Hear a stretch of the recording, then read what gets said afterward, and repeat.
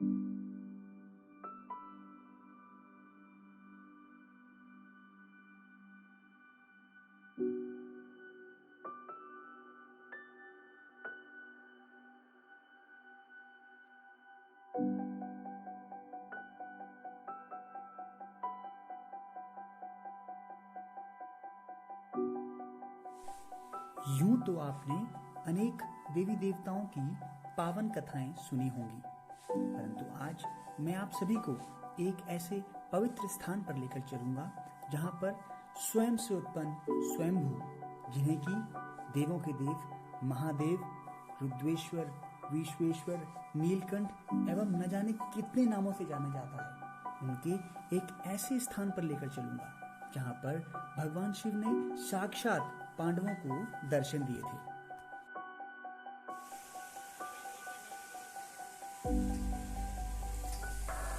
अलग अलग पुराणों में भगवान शिव और विष्णु के जन्म के विषय में कई कथाएं प्रचलित हैं। शिव पुराण के अनुसार भगवान शिव को स्वयं भू माना गया है, जबकि विष्णु पुराण के अनुसार भगवान विष्णु स्वयं भू हैं। श्रीमद् भागवत के अनुसार एक बार जब भगवान विष्णु और ब्रह्मा अहंकार से अभिभूत हो स्वयं को श्रेष्ठ बताते हुए लड़ रहे थे, तब एक जलते हुए खंभे जिसका कोई भी ओर छोर ब्रह्मा या विष्णु नहीं समझ पाए, इससे भगवान शिव प्रकट हुए। तो चलिए आज मैं आपको विश्वनाथ, महादेव, महासूर, महेश, महेश्वर, शंकर, शंभु, रुद्र, त्रिलोचन, देवेंद्र, नीलकंठ ऐसे इत्यादि नामों से जाने जाने वाले भगवान शिव के पावन मंदिर केदारनाथ के दर्शन कराऊंगा। केदारनाथ को भगवान शिव के 12 ज्योतिर्लिंगों में से एक माना गया है। उत्तराखंड राज्य के रुद्रप्रयाग जिले में मंदाकिनी नदी के किनारे पर स्थित है भगवान केदारनाथ का मंदिर। मौसम के हालात को देखते हुए आम जनता के लिए यह मंदिर अप्रैल में अक्षय तृतीया और नवंबर में कार्तिक पूर्णिमा के मध्य ही खोला जाता है। नवंबर में केदारनाथ के कपाट बंद होने के बाद भगवान शिव को ऊखीमठ लेकर जाया जाता है, जहां पर अगले 6 माह उनकी पूजा की जाती है। अगर आप बस, रेल या हवाई मार्ग के माध्यम से उत्तराखंड की राजधानी देहरादून पहुंचते हैं, देहरादून से 52 किलोमीटर आगे स्थित है हरिद्वार। हरिद्वार से 24 किलोमीटर आगे आप पहुंचेंगे ऋषिकेश। ऋषिकेश के बाद देवप्रयाग, श्रीनगर, रुद्रप्रयाग, अगस्त्य मुनि, गुप्त काशी और फाटा होते हुए आप गौरीकुंड पहुंच सकते हैं। गौरीकुंड से 14 किलोमीटर की पैदल यात्रा करने के बाद आप पहुंचेंगे बाबा केदारनाथ के धाम। देश की राजधानी दिल्ली से भी आप गाजियाबाद, मेरठ, मुजफ्फरनगर, रुड़की, हरिद्वार होते हुए रुद्रप्रयाग पहुंच सकते हैं।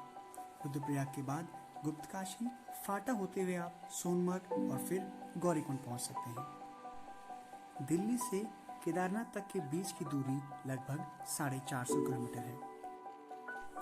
वहीं सड़क के माध्यम से देहरादून से केदारनाथ के बीच की दूरी लगभग 254 किलोमीटर है।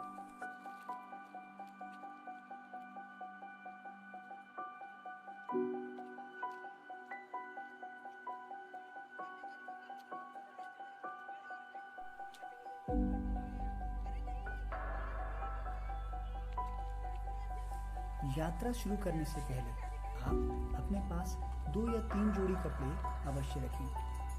बदलने के लिए जूते एवं चप्पल भी आपके पास होने चाहिए।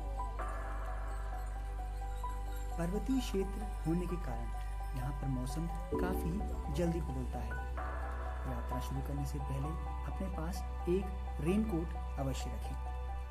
साथ ही एक पानी की बोतल एवं खाने के लिए कुछ हल्का फुल्का सामान अवश्य ले लें। और हाँ, ध्यान रखें, यात्रा शुरू करने से पहले ही अपने पास कुछ कैश जरूर रखें। रास्ते में एटीएम एवं मोबाइल से पेमेंट करने की कोई भी सुविधा नहीं है। जितना हो सके कम से कम सामान के साथ यात्रा करें। पैदल रास्ता लगभग 14 किलोमीटर का है। यूं तो आप घोड़े एवं पालकी वाले श्रमिकों की मदद से भी केदारनाथ तक की पैदल यात्रा कर सकते हैं, परंतु फिर भी अपने शरीर की क्षमता को चुनौती दें। मन में आस्था रखें और धैर्य और आनंद के साथ पैदल यात्रा करें। मंदिर की पहली झलक आपकी सारी थकान को क्षीण कर देगी।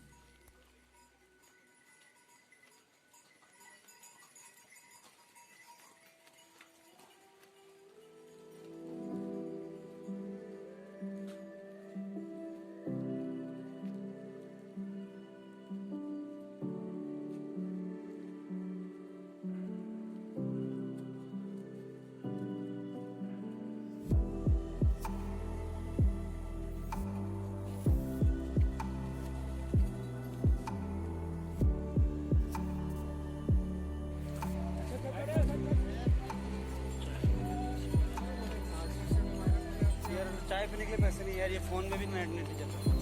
चाय पीने के पैसे नहीं है दोस्त यार। थोड़ा सेवा कर दो बोल रहा है। मैंने कहा हमारे पास चाय पीने के लिए पैसे नहीं है, कैश। अब क्या करें?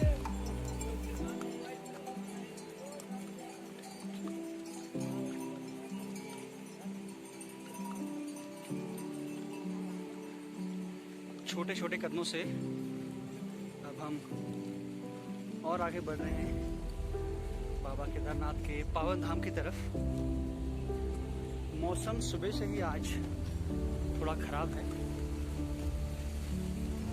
कल कल करते इस पानी की आवाज़ शायद आप सुन पाएं। हरियाली ऐसी जो पूरे दिल को बहुत करीब से छूकर निकल रही है। धुंध, हल्का सर्द मौसम, और इस सर्द मौसम के बीच हमारे छोटे छोटे बढ़ते कदम जैसे कि आप इनको देख पा रहे हैं, इनका बहुत बड़ा योगदान है तीर्थ यात्रियों की यात्रा को सुगम बनाने के लिए। अपने पीठ पर एक टोकरी जैसे आकार में श्रद्धालुओं को बिठाकर ये लोग बाबा केदारनाथ मंदिर तक जाते हैं और उनको लेकर आते हैं। खच्चर सेवा भी यहाँ पर उपलब्ध है। इस माध्यम से भी आप बाबा केदारनाथ धाम तक पहुँच सकते हैं। परंतु इन सब के अलावा अगर आप धीरे धीरे हल्के हल्के कदमों से प्रकृति का लुत्फ उठाते हुए चलेंगे तो एक अलग आभास, एक अलग कष्ट तो आपको शरीर को जरूर होगा, परंतु शायद यही कीमत है भगवान के दर्शन करने की। हमारे शरीर को भी यह पता चलना चाहिए कि भगवान के बाबा केदारनाथ के दर्शन करना इतना आसान नहीं। मेरे माता और पिताजी सुबह तकरीबन 5:30 बजे हमने त्रिजुगी नारायण से अपनी यात्रा शुरू की। तकरीबन 6:30 बजे हम लोग सोनप्रयाग पहुँचे। वहाँ से अब धीरे धीरे हम गौरीकुंड पहुँचने के उपरांत अब आगे को बढ़ रहे हैं। एक चीज़ जो पक्का मुझे थोड़ा विचलित करती है वो यह है कि यात्रियों श्रद्धालुओं द्वारा यहाँ पर पॉलीथीन, प्लास्टिक की बोतलें एवं इत्यादि चीज़ें फेंकी गई हैं। तो आप सभी से विनम्र निवेदन है, कृपया देवभूमि उत्तराखंड को, बाबा केदारनाथ के इस पावन धाम को प्रदूषित ना करें। हमारे पहाड़, हमारी देवभूमि प्रसिद्ध है अपनी सफाई, अपने शांत जल, अपनी शुद्ध हवा एवं अपनी स्वच्छ वातावरण के लिए। तो कृपया इसे दूषित ना करें। पहाड़ों की गोद से निकलते इस पानी की स्वच्छता का अनुमान आप इस पानी से लगा सकते हैं। साफ कांच की तरह प्रतीत होता है जल, पहाड़ों की गोद से कहीं से निकल कर आ रहा है। प्रकृति के इस अनूठे सौंदर्य का आनंद लें, बाबा केदारनाथ धाम में आए।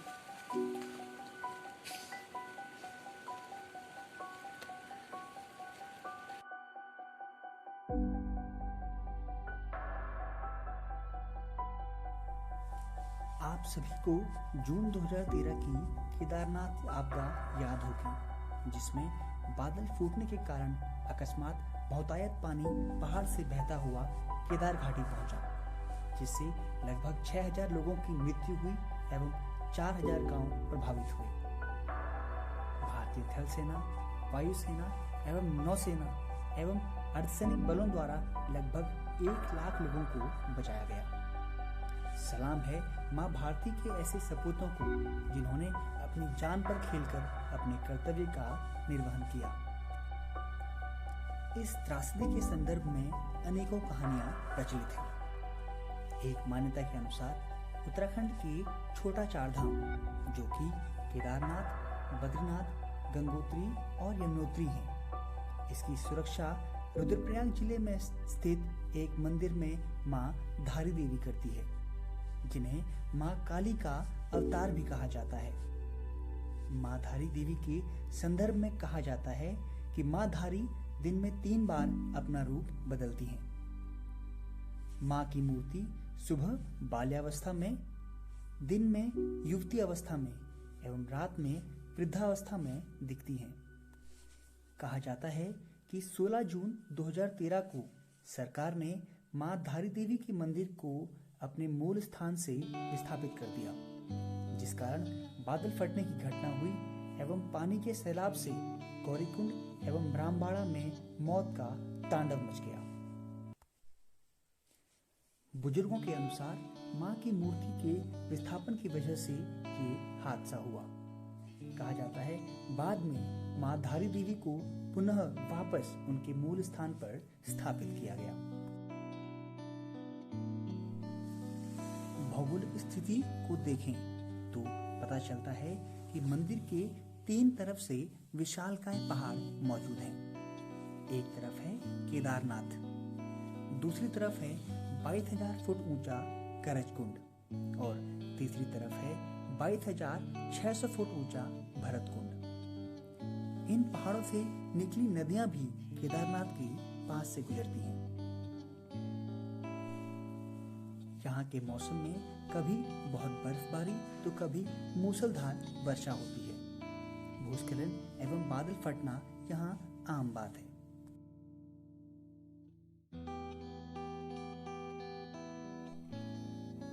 आगे की वीडियो में मैं आपको बताऊंगा क्या थी केदारनाथ मंदिर के निर्माण की वजह, किसने किया था मंदिर का निर्माण, कहां से लाए गए थे पत्थर एवं क्या खास बात थी कि 2013 की केदारनाथ आपदा के बावजूद भी मंदिर एकदम सुरक्षित बचा रहा।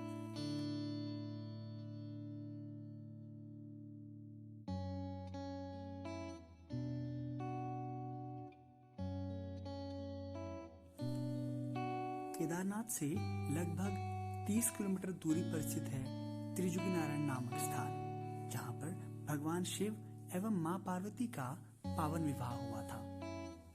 त्रिजुगी नारायण की कहानी आप मेरे चैनल की पिछली वीडियो में देख सकते हैं। आने जाने वाले इन श्रद्धालुओं से बात कर हमें पता चला कि मंदिर में प्रसाद के तौर पर मंदिर समिति द्वारा हलवा दिया जाना चाहिए, जिसकी मिठास से पूरे शरीर में ऊर्जा एवं भगवान के भोग का संचार होगा। अगर केदारनाथ मंदिर समिति का कोई भी व्यक्ति इस वीडियो को देख पाए तो कृपया भक्तों के इस निवेदन को स्वीकार करें।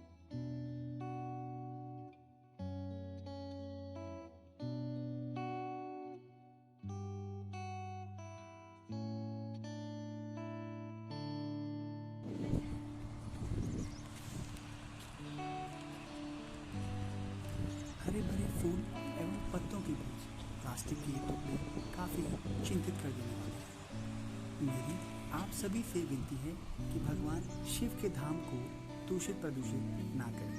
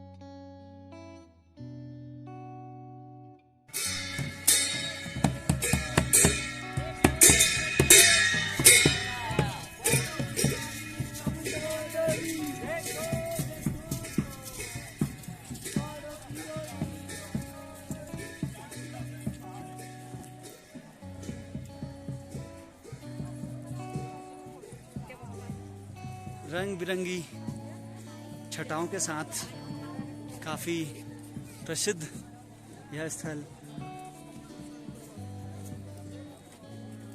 यहाँ पहुंचने के बाद मानो शरीर की थकान दूर भाग गई हो। पापा रुकिए रुकिए, पापा पापा पापा।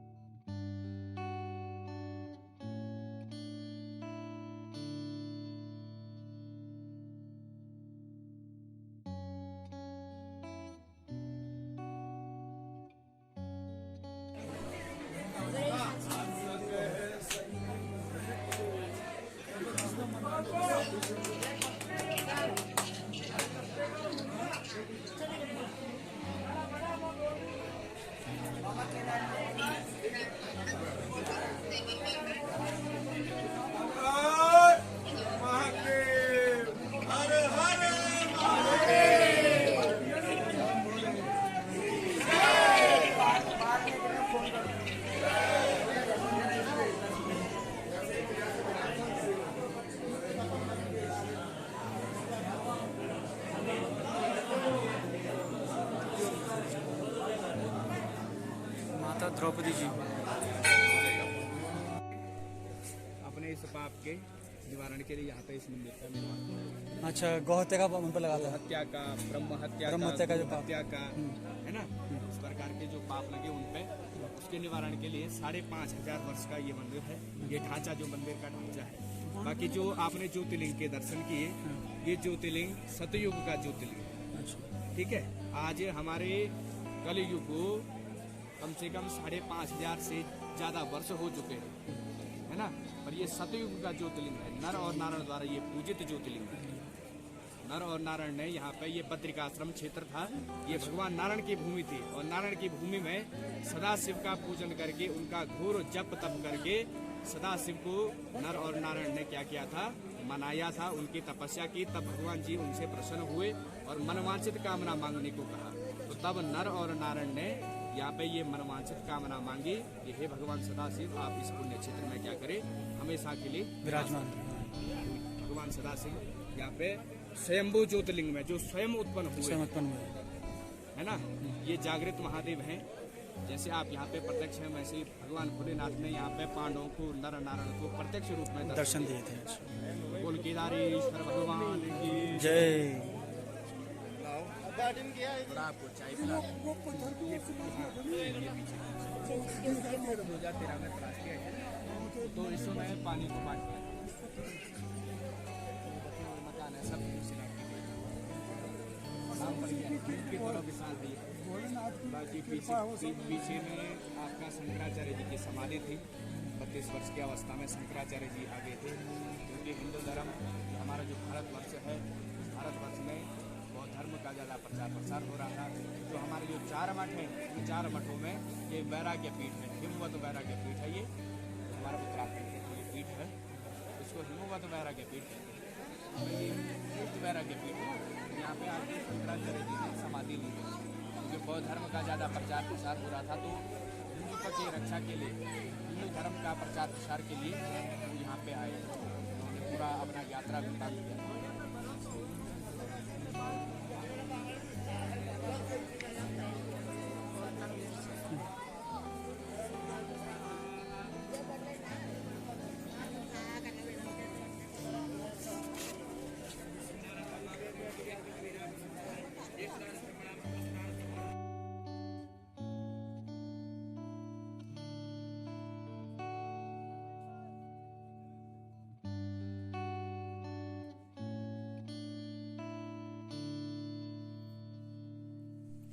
कहा जाता है 14वीं सदी से 17वीं सदी तक यह मंदिर पूरी तरह बर्फ से ढका हुआ था।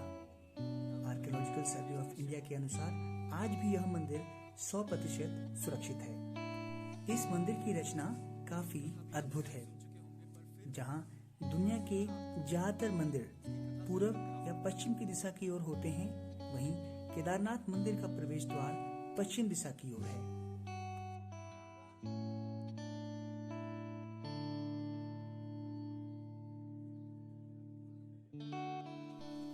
इसी कारण 2013 की त्रासदी में मंदिर के भीतर जल प्रवेश न कर सका।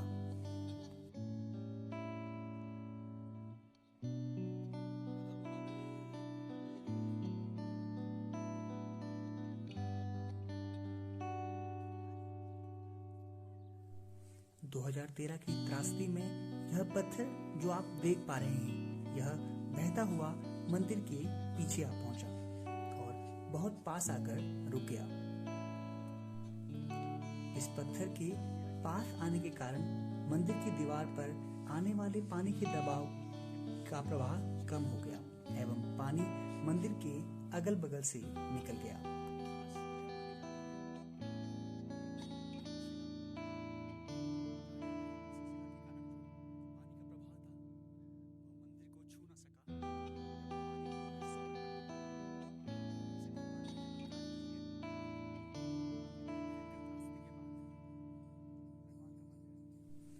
इस पत्थर का अचानक यहाँ पर आकर रुकना तो अचंभित करता ही है। साथ ही यह भी चौंकाने वाली बात है कि पत्थर इतने बहाव के बावजूद भी मंदिर से नहीं टकराया और मंदिर से 10-12 फुट पीछे ही रुक गया।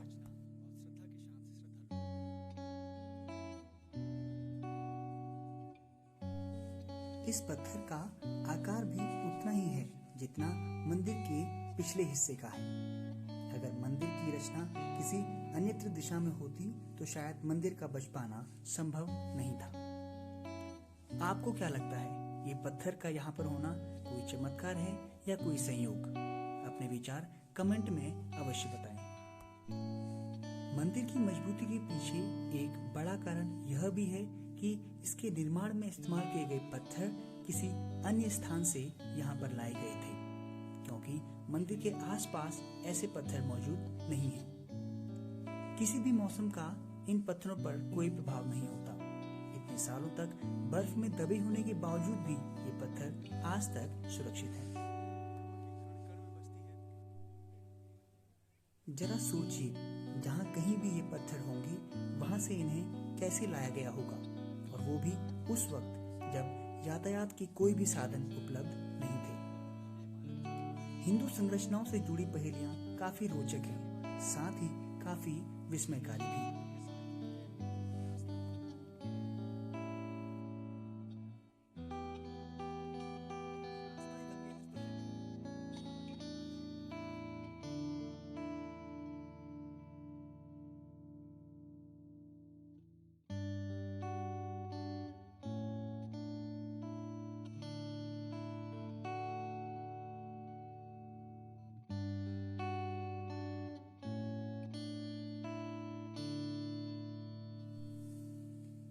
केदारनाथ का निर्माण पांडवों द्वारा किया गया था। पांडवों ने महाकाव्य कुरुक्षेत्र युद्ध में अपने चचेरे भाइयों कौरवों को हराया और मार डाला। वे युद्ध के दौरान गोत्र हत्या और ब्राह्मण हत्या करने के पापों का प्रायश्चित करना चाहते थे। इस प्रकार उन्होंने अपने राज्य की बागडोर अपने परिजनों को सौंप दी और भगवान शिव की खोज और उनका आशीर्वाद देने के लिए निकल पड़े।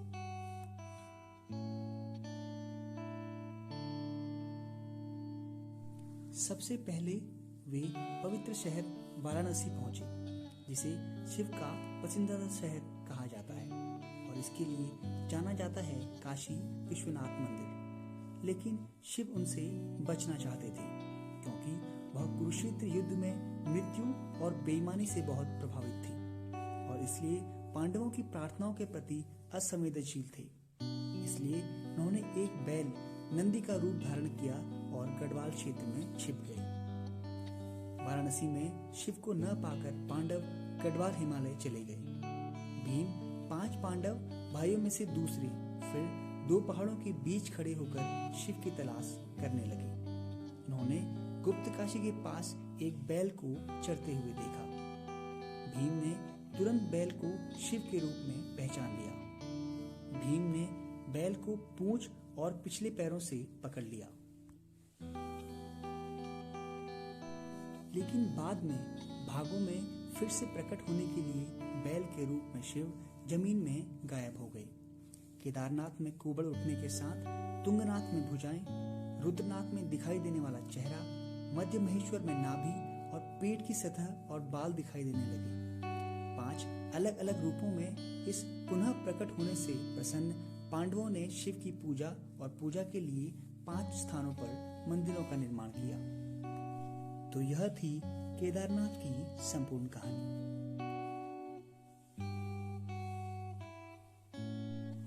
आशा करता हूँ आप सभी को पसंद आई होगी।